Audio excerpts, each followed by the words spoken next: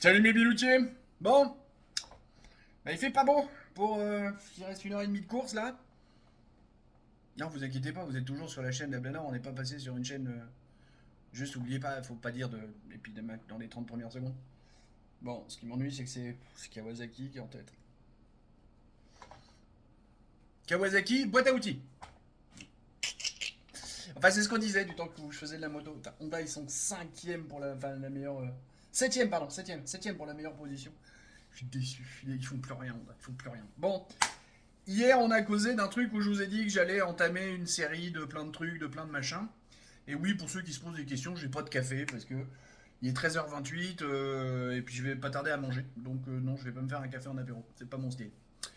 Je sais, je pourrais, mais c'est pas mon style. Et on va parler aujourd'hui de la franc-mac. Voilà, avant de prononcer ce mot-là, je voulais attendre. Parce que le robot YouTube, il y a une IA derrière. Donc on dise franc-maçonnerie ou franc-mac, il est pas con. Il y a des mecs qui lui ont dit franc-mac et franc-maçonnerie, c'est pareil. Comme j'écrivais, j'ai fait une séance de réponse aux commentaires tout à l'heure, j'ai marqué FM. C'est pas la bande FM, c'est franc-maçonnerie. Pour comment il s'appelle? Ah non, puis en plus c'est parti. Une fois que tu réponds aux commentaires, ils disparaissent. Bref, donc toi à qui j'ai fait un commentaire tout à l'heure, une réponse à ton commentaire tout à l'heure, on va parler justement de politique, mais on va parler un tout petit poil de la franc-maçonnerie au départ. Alors l'idée c'est pas de aller sur WikiWoke Gauchias, hein, vous aurez des infos sur ce qu'est la franc-maçonnerie, un peu biaisé parce qu'on est sur WikiWoke Gauchias, mais vous aurez des choses qui sont très acceptables. Et l'idée de la vidéo c'est pas de vous faire un truc hyper factuel, la franc-maçonnerie c'est comme ça, c'est machin, c'est né comme ça. Non, non, non, non. Si vraiment vous êtes curieux sur la franc-maçonnerie, et je vous invite à le faire, au cas où vous connaîtrez, parce qu'il y a plein de gens qui connaissent pas la franc-maçonnerie et qui en parlent quand même. Donc allez, voilà, WikiWoke Gauchias c'est un bon début. Voilà, pour avoir les bonnes bases, surtout sur la partie historique. Où là, il n'y a pas trop de conneries. Sur la partie actuelle, il y a de la dérive. C'est des gauchias qui écrivent tout ça, donc ça marche pas. Si, je le sais. Il y a des gens qui ont fait une étude là-dessus, qui ont expliqué. Il y a même des mecs qui ont fait des bouquins entiers là-dessus. Donc c'est bon, maintenant on le sait. Euh, la franc-maçonnerie, aujourd'hui, moi je le vois plus comme le Rotary Club. Avec un poil plus d'influence, parce que les mecs qui sont dedans sont un petit peu plus musclés que les mecs qui vont au Rotary Club. Et encore que, je suis sûr qu'il y en a qui ont la carte des deux clubs. Autant au départ, la franc-maçonnerie avait, je dirais sur le papier, un but noble. Ah, effectivement. Pourquoi le garder secret du coup? C'est un peu con. Tu veux le bien de l'humanité, mais chut, faut pas le dire. C'est très très con.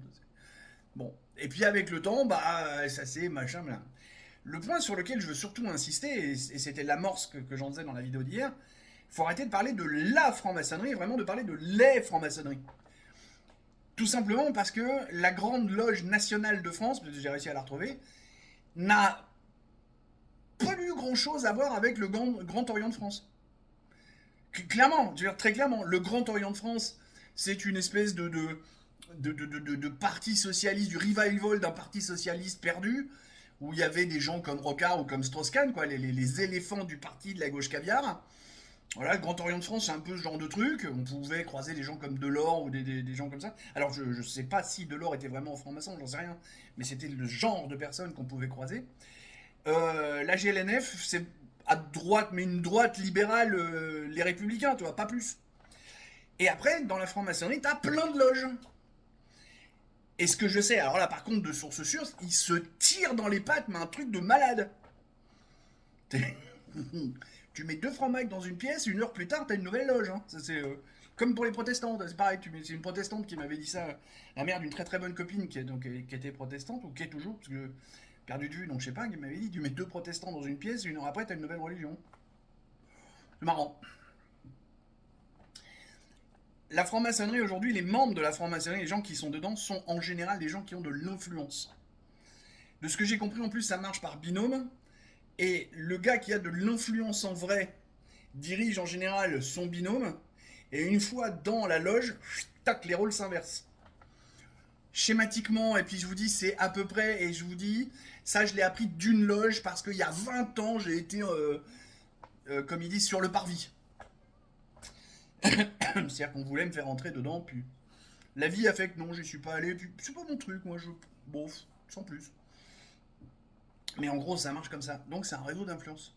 Donc quand le JDD dit le Grand Orient de France veut absolument machin sur la loi de l'euthanasie relancée patati patata, c'est la partie qui vote à gauche de la franc-maçonnerie, la plus grosse partie connue de la franc-maçonnerie qui veut ça. Voilà. C'est ça qu'il faut bien comprendre. Et c'est pas la franc-maçonnerie tout entière. Parce que je suis à peu près sûr que de l'autre bord, là, même pas à la GLNF, mais d'autres loges qui sont beaucoup plus branchées catho, eux vont dire non, non, non, non, non, non, non, nous on n'est pas d'accord avec le Grand Orient de France. Ça on veut pas de ce texte-là. Et puis il va y avoir, j'en sais rien, encore une autre loge qui va pas en vouloir non plus, alors il va y avoir une autre loge de l'autre bord qui va dire si, si, on veut, puis on veut même plus. On veut pas à 14 ans, on veut à 8 ans, ils décident. Donc, le truc est là. Et ce qu'il faut bien comprendre, et je vais en venir à la politique et l'explication que je faisais dans le machin, tout ça c'est de la politique.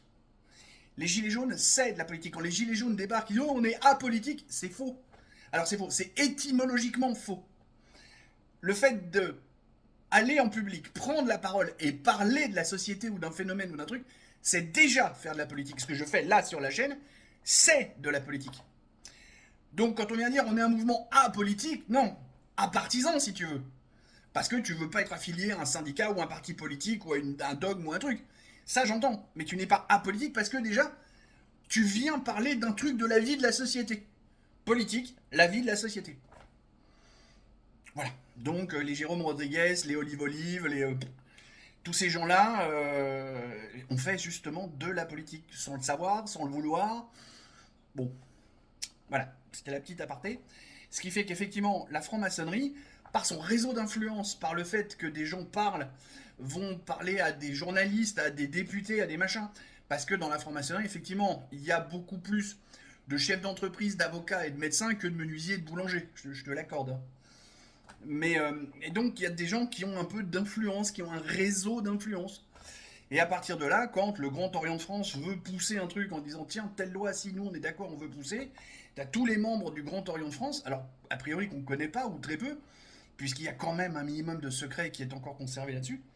Et ce sont des gens qui poussent dans un certain sens pour que la loi aille dans un certain sens. Bah, le tout, c'est de regarder l'écriture du texte, l'écriture des amendements et les débats qui vont être faits pour savoir si on est d'accord ou pas. Et pour l'instant, ça s'engage pas très bien. Encore une fois, je le redis, moi je suis quand même disposé à ce qu'on ait un droit à l'euthanasie, mais pas vraiment dans les conditions qu'ils sont en train de nous le mettre. Non, ça me plaît pas beaucoup. Voire même ça me plaît pas du tout.